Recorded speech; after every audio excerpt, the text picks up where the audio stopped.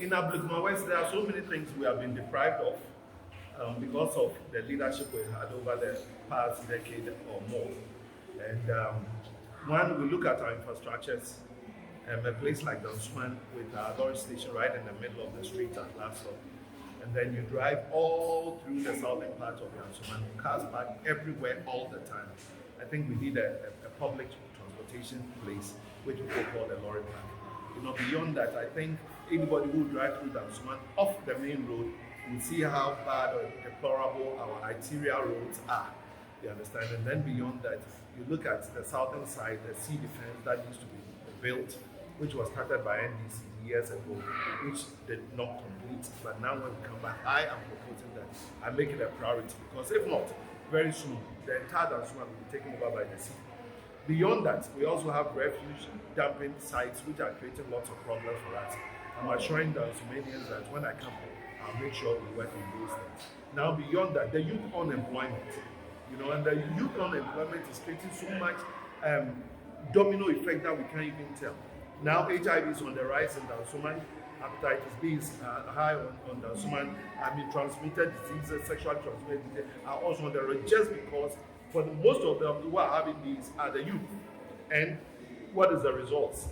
An effect from unemployment. That's why we are proposing the youth employment scales, where John Mahama, in collaboration with Ablekuma West as MP, will make sure they get the skills that they need, and we give them little stipends for them to be able to go during the period that they are being trained. Those who want to enter the tertiary, there's going to be the first year, which will be free.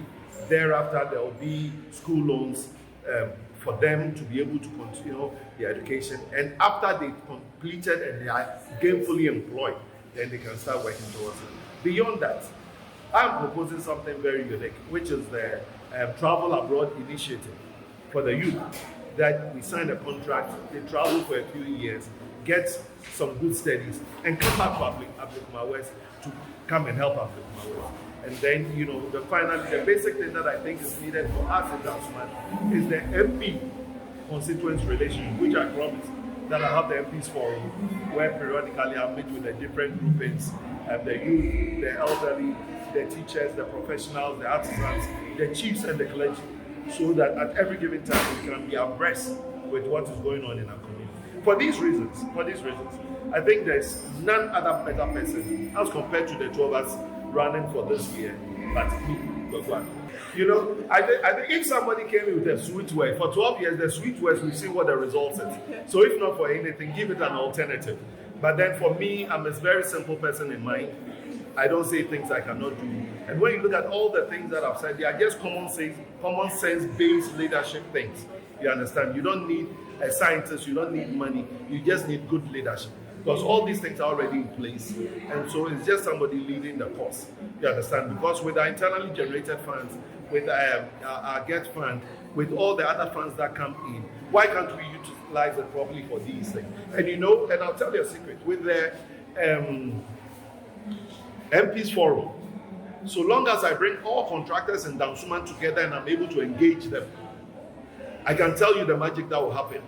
You understand? And so would it happen when I'm able to bring all proprietors of schools, over 150 of them in Dansuman together, the number of scholarships that will come out of that meeting, and so on and so forth. So it's a promise, you understand, and it's a doable promise.